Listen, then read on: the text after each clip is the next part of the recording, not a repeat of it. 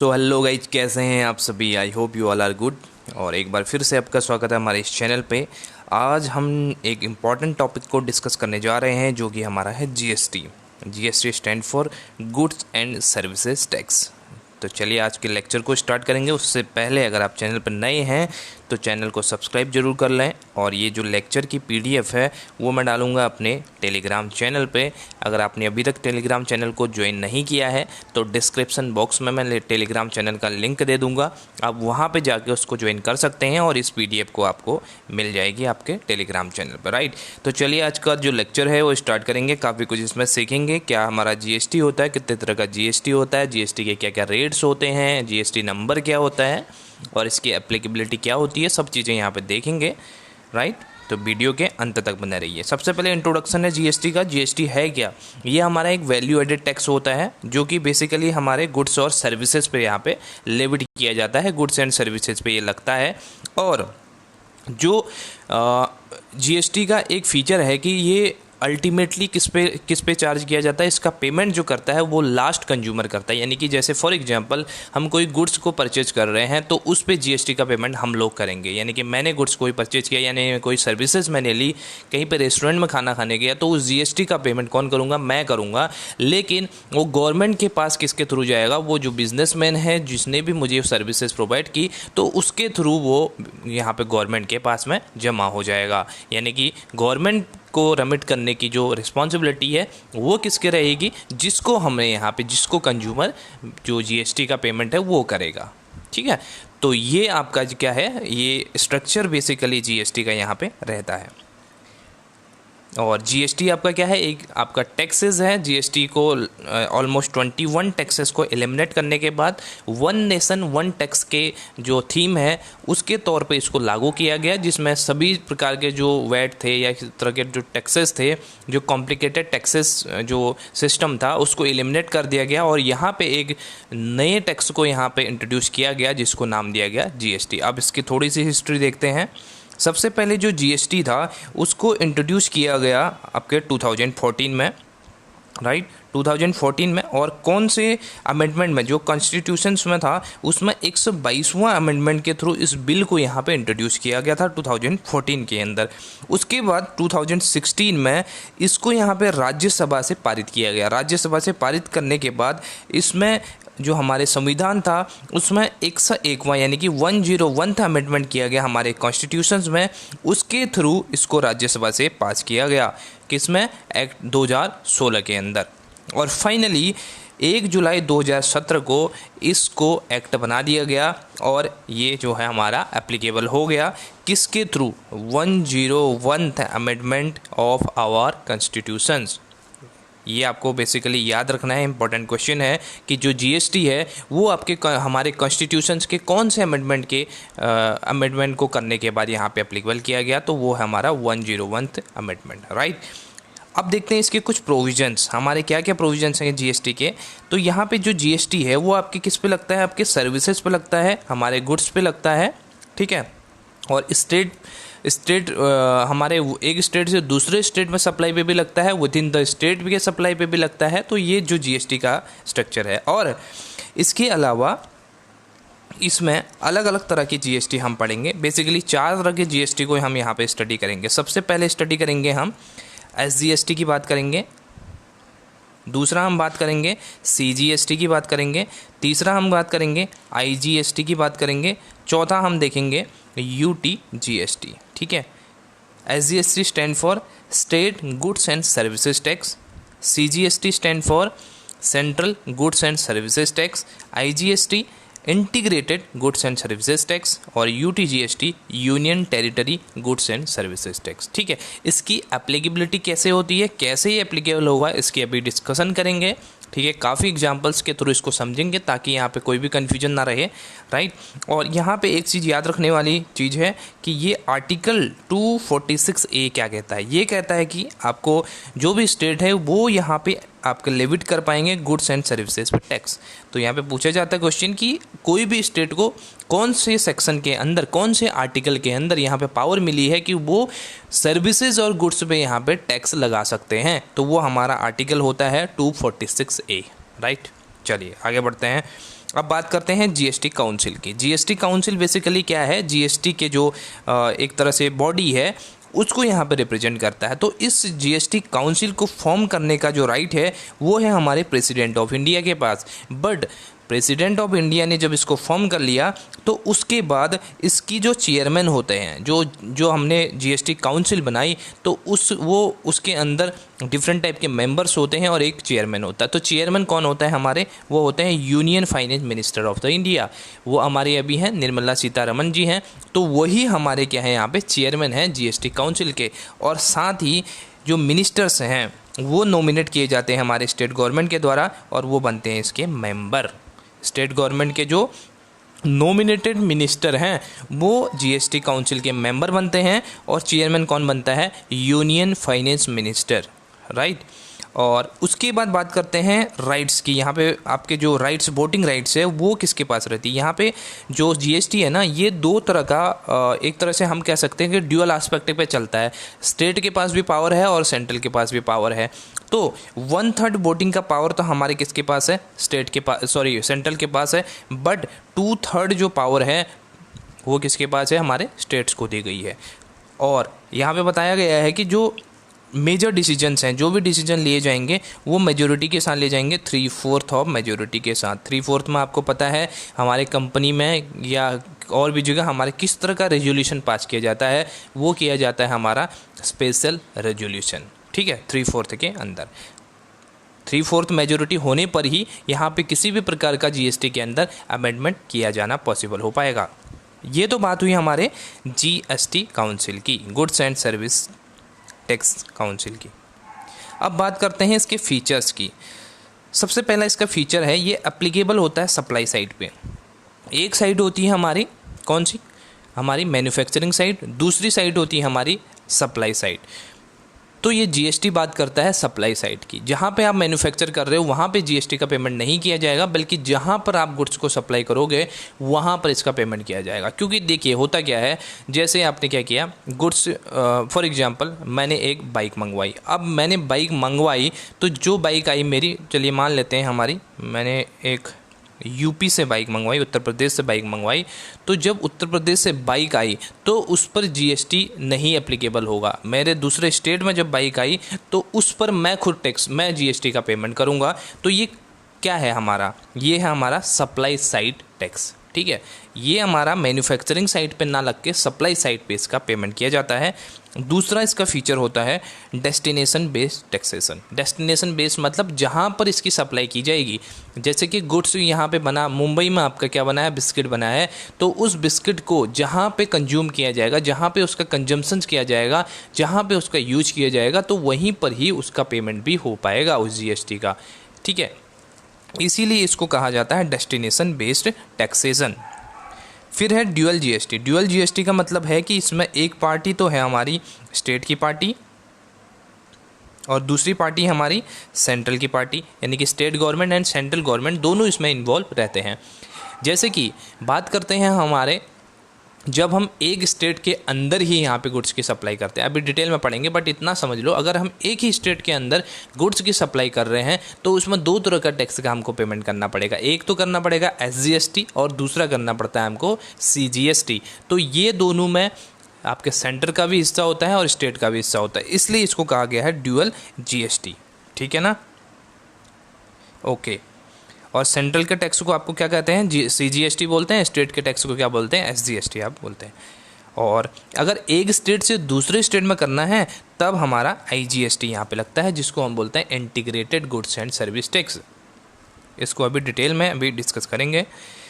फिर नेक्स्ट इसका फीचर है GST rates to be manually decided. CGST, SGST, IGST are levied as a rates to be manually agreed upon the centre and the state. यानी कि centre और state के जो manually agreement है, manual agreement है, mutually जो agreement है, उसके आधार पे इसको यहाँ पे डिसाइड किया जाता है कि कितना यहाँ पे टैक्स का पेमेंट, टैक्स का रेट यहाँ पे लगाया जाए। और जो हमारे सेंटर और स्टेट हैं ये रिकमेंडेशन देते हैं हमारे जो जीएसटी काउंसिल है उसको, कि आप इतना टैक्स यहाँ पे लेविट करें ताकि इस तरह की यहाँ पे बेनिफिट हो सकें। उसके बाद बात करते हैं मल्टीपल रेट्स की। जीएसटी में यहाँ पे मल्टीपल रेट्स हैं, बेसिकली यहाँ पे 4 रेट्स आपको देखने को मिलेंगे।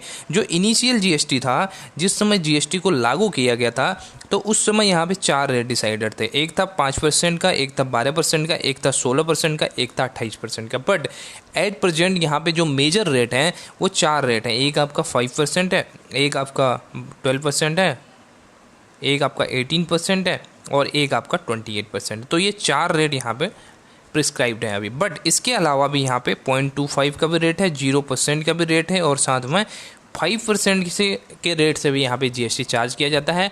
अभी समझेंगे किस पे कितना टैक्स यहाँ पे चार्ज किया जाता है, कौन सी गुड्स पे आपको कितना टैक्स का पेमेंट, कितना जीएसटी का आपको यहाँ पे पेमेंट करना पड़ेगा।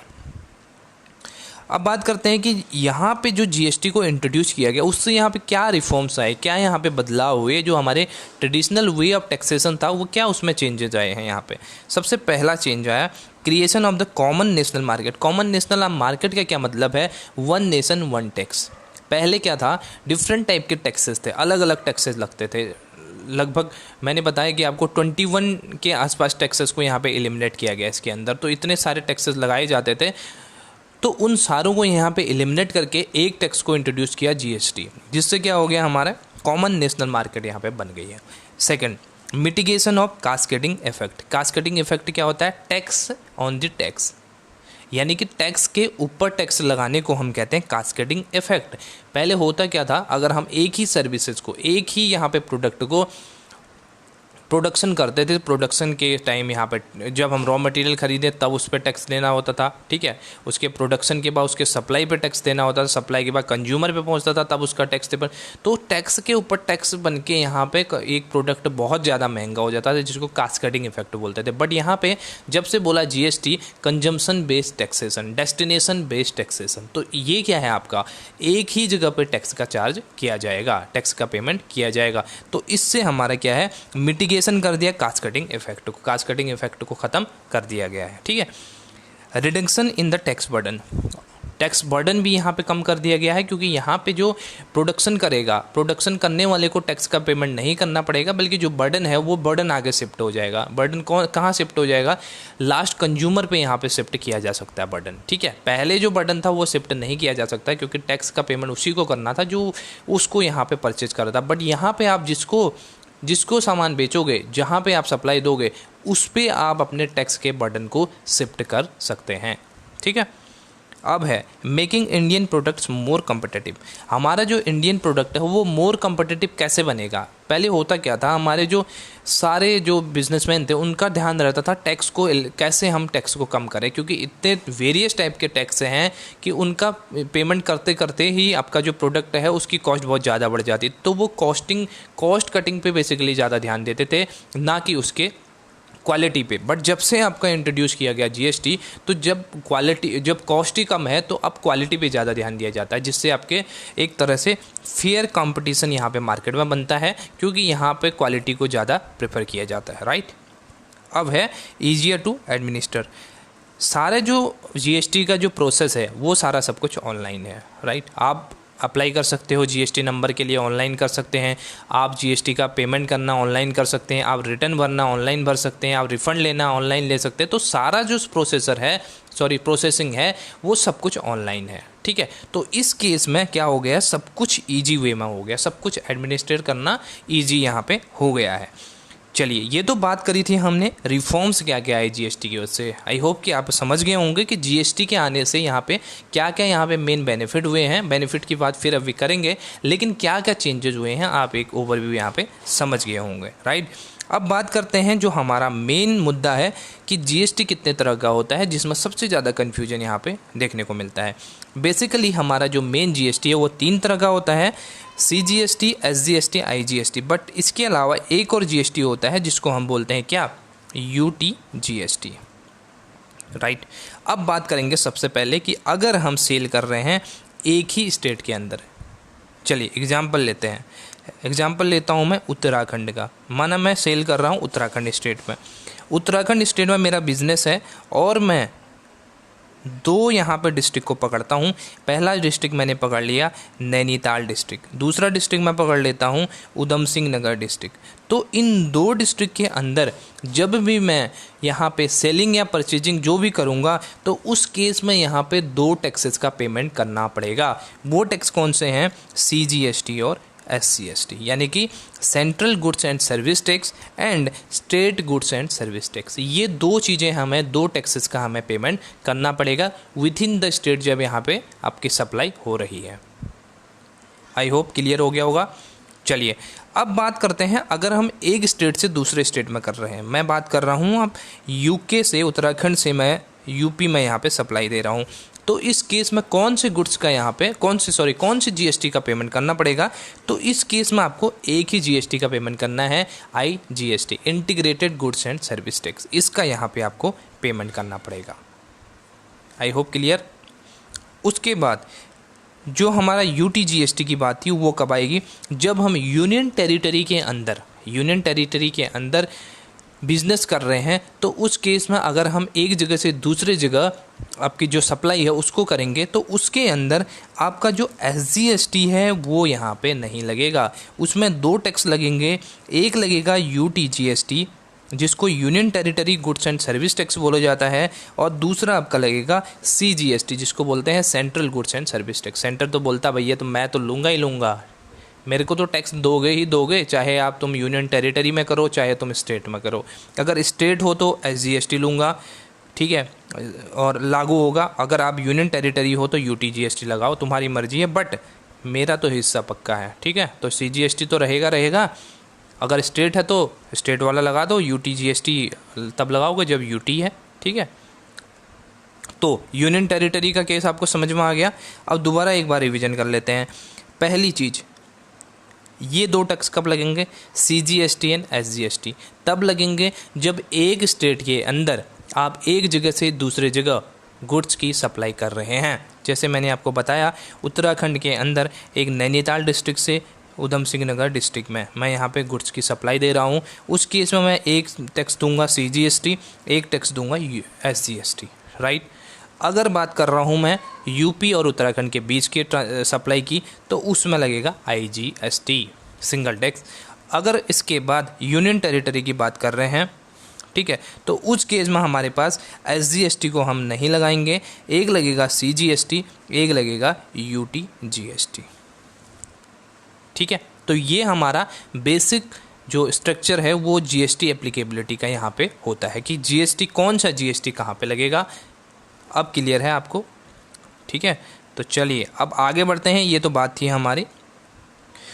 अब रेट्स की बात कर लेते हैं। जैसे हमने बताया ये मल्टीपल रेट्स पे यहाँ पे डिपेंड है हमारा GST, तो देख लेते हैं कौन सा रेट्स किस पे लगता है और कितने तरह का रेट है। जैसे मैंने आपको थोड़ी देर पहले बताया कि बेसिक से जो मेजर रेट हैं वो यहाँ पे 4 तरह के रेट हैं। एक है 5% का, एक है 12% का, एक है 18% का, एक है 28% का। बट इसके अलावा भी हमारे पास रेट हैं, जैसे 3% का रेट है, 0.25% का रेट है और 0% का भी यहाँ पे रेट होता है, ठीक है ना। तो अब देख लेते हैं कि कौन से गुड्स पे किस तरह का यहाँ पे टैक्स का पेमेंट करना पड़ेगा, यानी कितने रेट से यहाँ पे टैक्स का पेमेंट करना पड़ेगा। सबसे पहले आपका क्या है, 0% जो है आपका ना, ये एक्सपोर्ट पे लगता है। बेसिकली एक्सपोर्ट पे 0% है, ठीक है, क्योंकि ये आपका कंजम्पशन बेस्ड आपका जो टैक्सेशन है वो है GST, तो इसके लिए इसको यहाँ पे एग्जेम्प्ट किया गया है।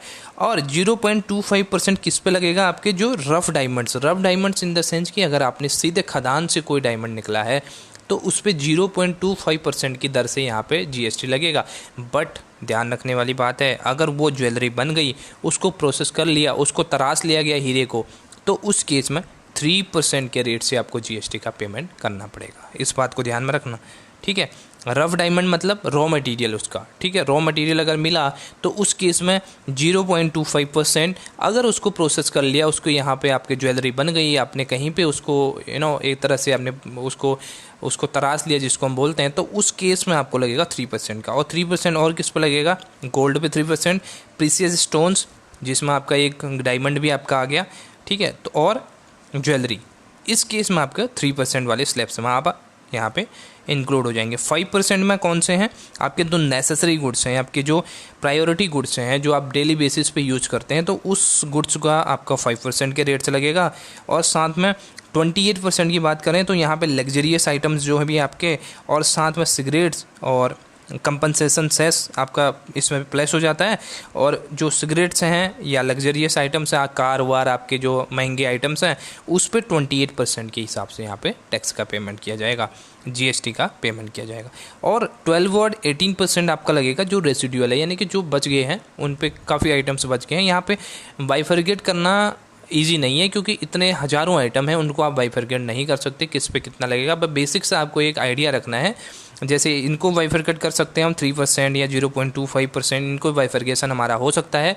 बाकी आइटम्स इतने सारे हैं कि आप उसको याद नहीं कर सकते, या आप उसको एक तरह से कैटेगराइज करना यहाँ पे काफ़ी मुश्किल होता है। इसलिए आप एक बेसिक से अंडरस्टैंडिंग रखिए कि कौन से स्लैब्स में आपका कौन सा टैक्स यहाँ पे, कौन सा आपका किस तरह का आपका रेट चार्ज होता है, राइट। तो ये था हमारा जीएसटी रेट्स का, जो हमने क्या मल्टीपल रेट्स की बात करी थी, उसकी जो कैरेक्टरिस्टिक की, तो वो यही है, ठीक है। इस तरह का यहाँ पे 5 तरह का बेसिक से हमारा टैक्स लगता है, जिसमें 4 मेजर, अगर क्वेश्चन एग्जाम में आ जाता है कि कितने तरह का रेट है, तो आप करेंगे 4 वाले ऑप्शन को, राइट, क्योंकि यहाँ पे 5%, 12%, 18%, 28% का यहाँ पे रेट है। और अगर 4 वाला ऑप्शन नहीं है, तब आप यहाँ पे 5, 6 जो भी आप है वो कर सकते हो, बट यहाँ पे 4 ऑप्शन है तो आपको 4 यहाँ पे टिक करना पड़ेगा, राइट।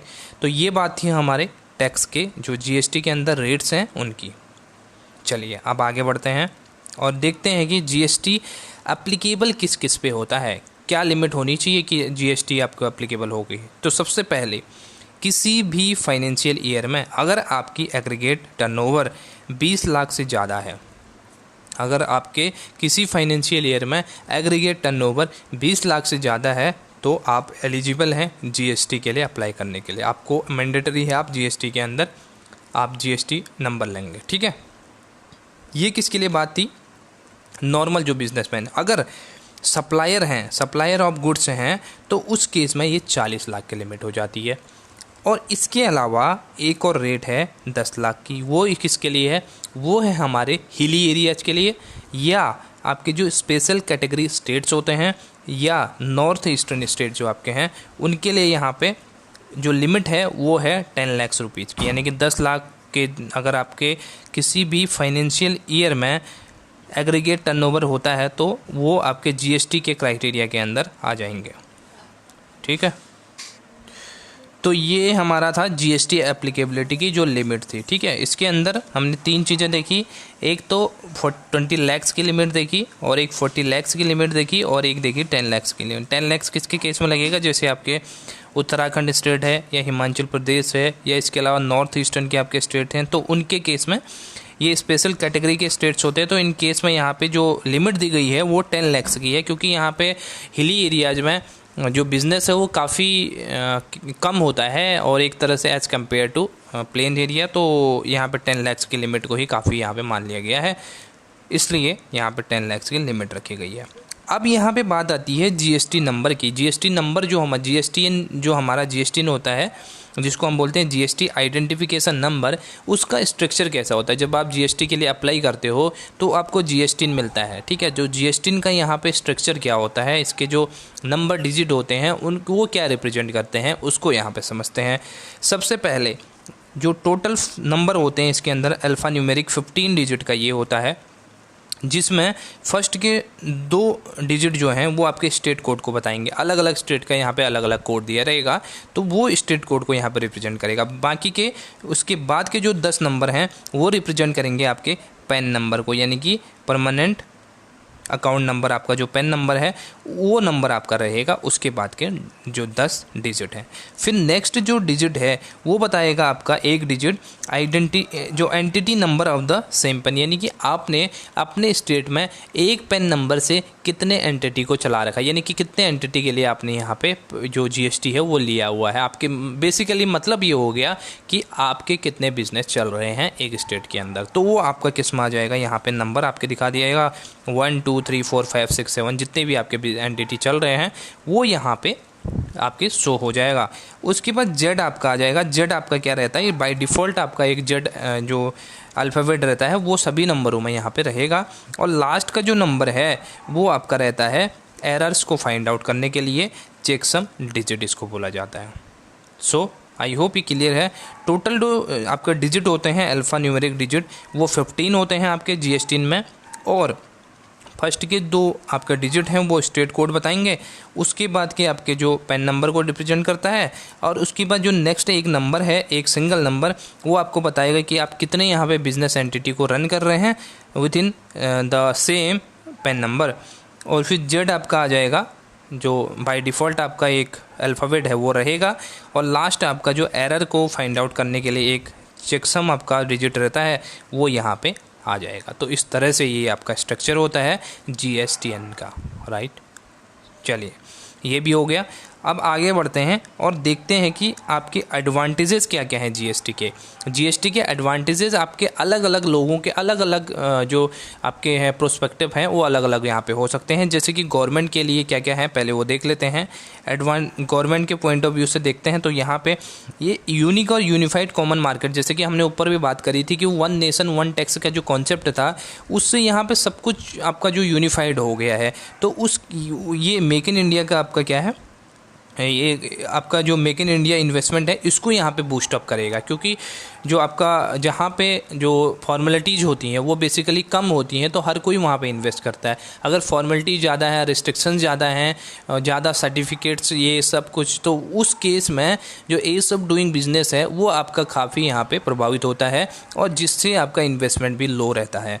दूसरा, स्ट्रीमलाइन टैक्सेशन मतलब यहाँ पे पहले क्या था कि डिफरेंट टाइप के टैक्सेस लगते थे, तो एक ही व्यक्ति को कितने टैक्सेस का पेमेंट करना पड़ता था। उसमें होता क्या था कि जो आपका जो टैक्सेशन है उसका यहाँ पे कम भुगतान किया जाता है। बट यहाँ पे जब से GST एप्लीकेबिलिटी हुई है सब कुछ ट्रांसपेरेंसी के साथ हो रहा है, जो आपके मेन स्ट्रीम में सभी को लाया जा रहा है। तो ये आपकी बात हो गई।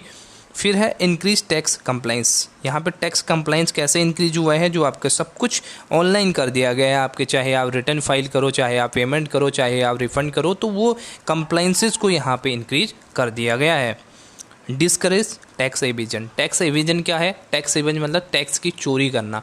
पहले होता क्या था, डिफरेंट टाइप के टैक्सेस लगते थे, तो आदमी सोचता था, यार बिजनेसमैन सोचता था इतने सारे तो मुझे टैक्स पड़ रहे हैं तो मेरे को बेनिफिट क्या है, उस चक्कर में वो टैक्स को यहाँ पे चोरने की कोशिश करता है। बट अब क्या है, टैक्स यहाँ पे कंजम्पशन बेस्ड टैक्स है।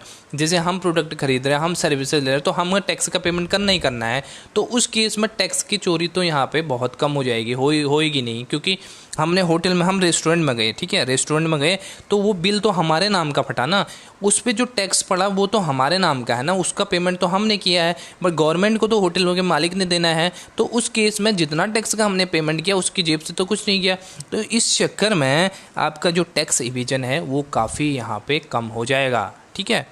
ये आपका GST का फ़ायदा है, किसके, आपके गवर्नमेंट के अगर प्रोस्पेक्टस से हम यहाँ पे देखें तो। अगर हम ओवरऑल इकोनॉमी की बात करें तो उसमें क्या यहाँ पे बेनिफिट देखने को मिलेंगे, तो ब्रिंग अबाउट सर्टेनिटी आई है यहाँ पे। पहले क्या था, टैक्सेस की जो सारे ऑफलाइन टैक्सेस थे और यहाँ पे सर्टेनिटी भी नहीं थी किसी भी चीज़ की। अब यहाँ पे कब आपको टैक्स का पेमेंट करना है, किस माध्यम से आपको टैक्स का पेमेंट करना है, कितना टैक्स का पेमेंट करना है, कब आपको रिटर्न फाइल करनी है, कितना आपको रिटर्न फाइल करना है और कितने तक आप एलिजिबल हैं, ये सब चीज़ें जो हैं वो यहाँ पे क्या है, सर्टेन हो चुकी हैं। तो ये सर्टेनिटी आपकी आ गई है। इस तरह से आपके सारे जो काम हैं वो एक हम कह सकते हैं कि एक शेड्यूल्ड में यहाँ पे होते रहते हैं, जो कि हमारी इकोनॉमी के लिए अच्छा है। फिर है रिड्यूस करप्शन। जैसे कि मैंने थोड़ी देर पहले ही बात करी, जैसे आपके पहले था कि टैक्सेस थे तो टैक्सेस को हर कोई यहाँ पे अवॉइड करने की कोशिश करता है, इविजन करने की कोशिश करता था। तो अब क्या है कि टैक्सेस का पेमेंट तो लास्ट वो क्या कर रहा है, शिफ्ट कर रहा है, अपनी जो टैक्स बर्डन है उसको जब शिफ्ट कर दे रहा है तो यहाँ पे करप्शन करने की भी जो संभावना है वो काफ़ी कम हो जाती है, क्योंकि उनको जस्ट यहाँ पे पेमेंट ही तो करनी है। पेमेंट तो जो पैसा किया वो तो कंज्यूमर ने किया, कंज्यूमर पे उसने यहाँ पे शिफ्ट कर दिया। तो उस चक्कर में यहाँ पे करप्शन जो है काफ़ी कम यहाँ पे होगा। बूस्ट सेकेंडरी सेक्टर का क्या मतलब है यहाँ पे, सेकेंडरी सेक्टर का मतलब है यहाँ पे कि एक्सपोर्ट इंपोर्ट है जो फैसिलिटी है, उससे क्या है यहाँ पे एक तो एम्प्लॉयमेंट जनरेट होता है, ठीक है, एम्प्लॉयमेंट जनरेट होता है तो इकोनॉमी बूम होती है, GDP हमारे इंक्रीज होती है। तो कुल मिला के यहाँ पे जो हमारे जो है बूस्ट, जो हमारे सेकेंडरी सेक्टर हैं उनको यहाँ पे बूस्ट मिला है। और लास्ट में अल्टीमेटली हम यहाँ पे बात करें तो यहाँ पे पुअर्टी भी कम होगी और साथ ही एम्प्लॉयमेंट भी जनरेट होगा। तो ये तो हमारे किसके पॉइंट ऑफ व्यू से था, हमारे अगर ओवरऑल इकोनॉमी के पॉइंट ऑफ व्यू से हम बात करें अपने जीएसटी के बेनिफिट की, राइट। अब बात करते हैं कि जो ट्रेड एंड इंडस्ट्री है उनके लिए कैसे ये बेनिफिशियल है, कैसे उनके जो हित में है, ये बात करता है। तो चलिए इसको देखते हैं। सबसे पहले तो सिंपलर टैक्स रेजिमे। पहले क्या था, सारी चीज़ें कॉम्प्लिकेटेड थी, ठीक है। टैक्स का आपको काफ़ी यहाँ पे नॉलेज होना चाहिए, काफ़ी आपको यहाँ पे उन चीज़ों के बारे में पता होना चाहिए। 10 टैक्सेस यहाँ पे लगते थे, तो उस कॉम्प्लिकेशंस को यहाँ पे दूर करके एक simpler tax resume, simpler tax process यहाँ पे लाया गया है, जिसके अंदर आप खुद ही रजिस्ट्रेशन कर सकते हैं, सारी चीज़ें खुद आप यहाँ पे खुद से कर सकते हैं। तो ये सिंपलर टैक्स रेज्यूमे आपके लिए बेनिफिट है, हमारे जो बिजनेसमैन हैं उनके लिए, right. Second, increase ease of doing business. Ease of doing business का मतलब क्या है कि आपके बिजनेस करने के लिए कितना सूटेबल इन्वायरमेंट है, उसको बोलते हैं ईज ऑफ डूइंग बिजनेस। यहाँ पे देखिए बेसिक सी बात है, अगर आपके लिए आपके जो जहाँ पे आप बिज़नेस करने जा रहे हो वहाँ पे इतनी सारी फॉर्मेलिटीज़ आपको करनी पड़ रही है अपने बिज़नेस को स्टार्ट करने के लिए, 10 प्रकार के टैक्सेस का आपको पेमेंट करना पड़ता है, तो उसमें क्या है, उसमें आदमी अवॉइड करता है वो ऐसी जगह को जहाँ पे इतने सारे आपके कॉम्प्लिकेशंस हैं।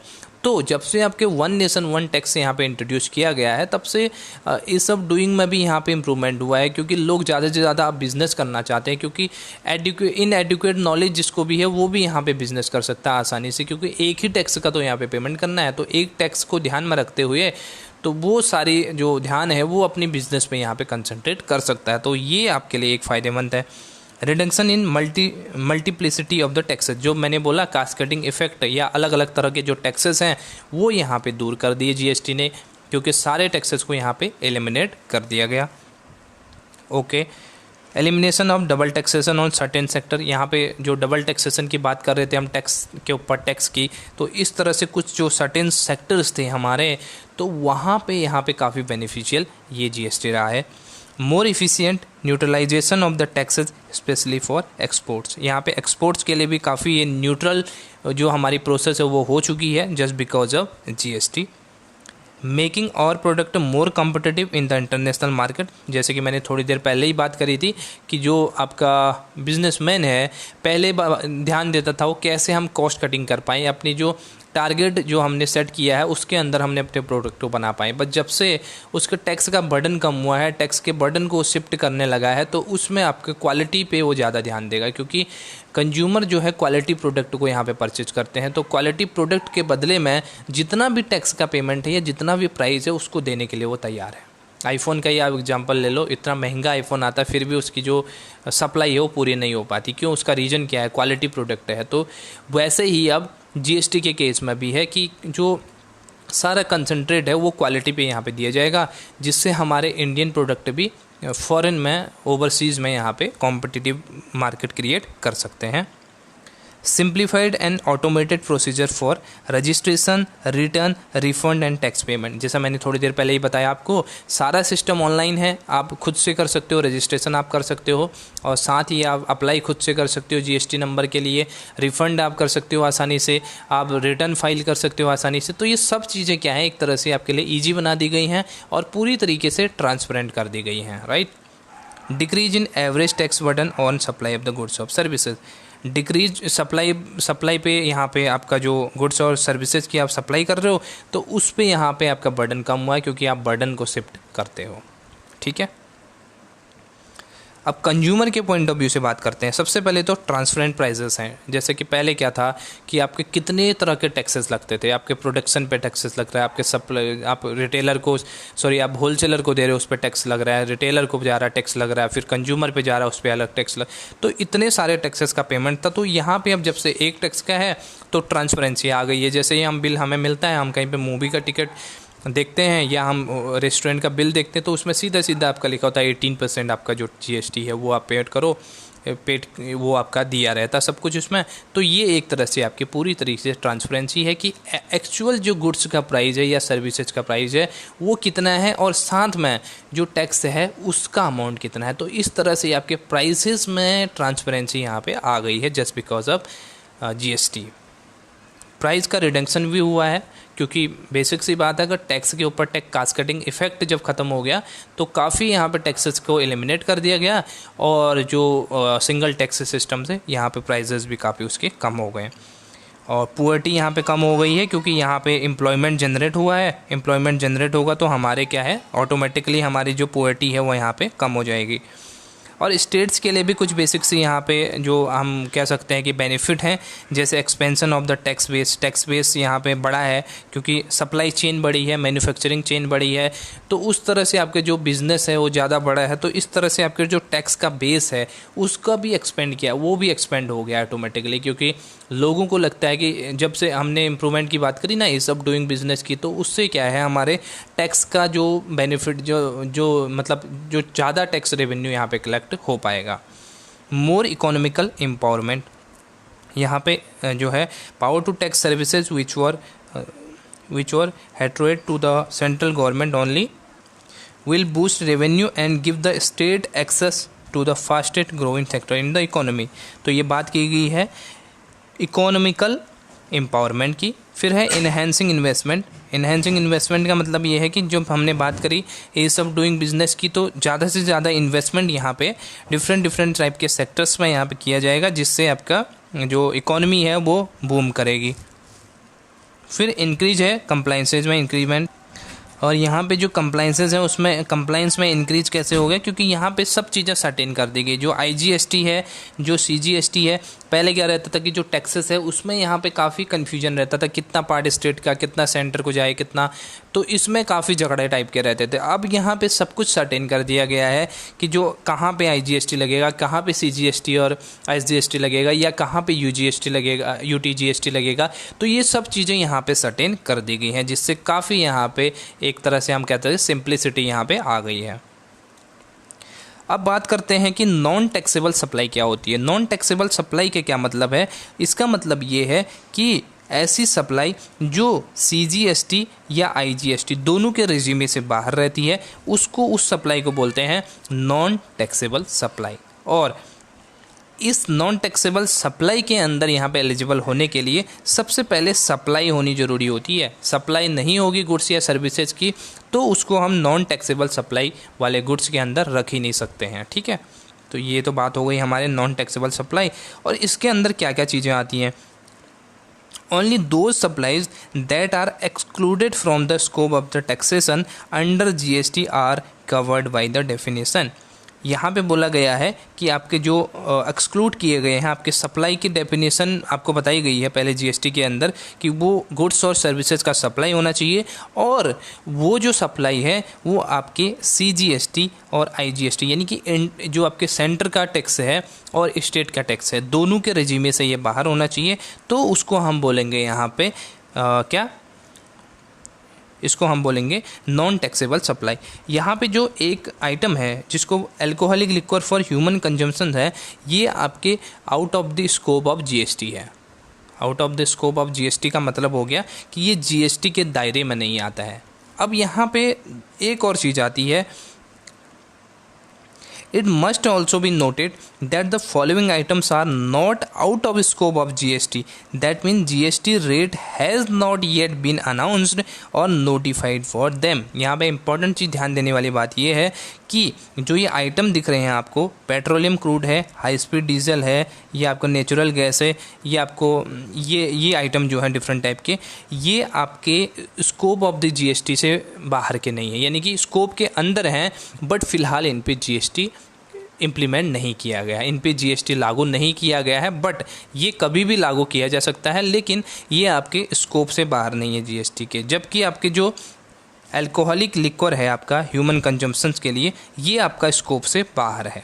ठीक है, तो ये जब एग्जांपल ये आएंगे, पेट्रोलियम क्रूड है, हाई स्पीड डीजल हो गया, मोटर स्पीड है, नेचुरल गैसेस है, या एविएशन टरबाइन फ्यूल है जो आपके एरोप्लेन में या हेलीकॉप्टर में इस तरह के उसमें यूज किया जाता है। तो ये सब चीज़ें आपके क्या हैं, आपके जीएसटी से अलग रखे गए हैं, बट जीएसटी के कवरेज से बाहर नहीं है। इन पे कभी भी यहाँ पे टैक्स का इम्प्लीकेशन किया जा सकता है। सो गाइज, ये था आज का हमारा जीएसटी का लेक्चर। आई होप कि आपको जीएसटी के बारे में लगभग सभी चीज़ें यहाँ पे पता लग गई होंगी।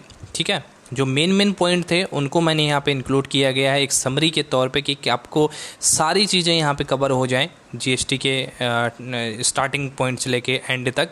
और जो बेसिक से क्वेश्चन यहाँ पे पुटअप होते हैं वो आपके इसी से होते हैं कि आपके कौन सा अमेंडमेंट यहाँ पे किया गया, कौन से सेक्शंस के अंदर है, कौन सा टाइप का यहाँ पे जीएसटी है। एक यहाँ पे केस स्टडी भी दे दी जाती है कि अगर आपका गुड्स यहाँ पे दिल्ली से यहाँ शिफ्ट कर दिया तो कौन सा जीएसटी यहाँ पे लगेगा, या इसके अलावा यहाँ पे पूछा जाता है कि कौन सा आइटम आपके जीएसटी से बाहर है या जीएसटी के अंदर है। तो इस तरह के जो क्वेश्चन हैं वो यहाँ पे पूछे जाते हैं और मैंने यहाँ पे सारा सब कुछ आपको कवर करने की कोशिश की है। सो गाइज, अगर आपको थोड़ी भी वीडियो पसंद आती है तो वीडियो को लाइक करना ना भूलें। अगर चैनल पर नए हैं तो चैनल को ज़रूर सब्सक्राइब कर लें ताकि आने वाली वीडियो का नोटिफिकेशन आपको जल्द से जल्द मिल पाए।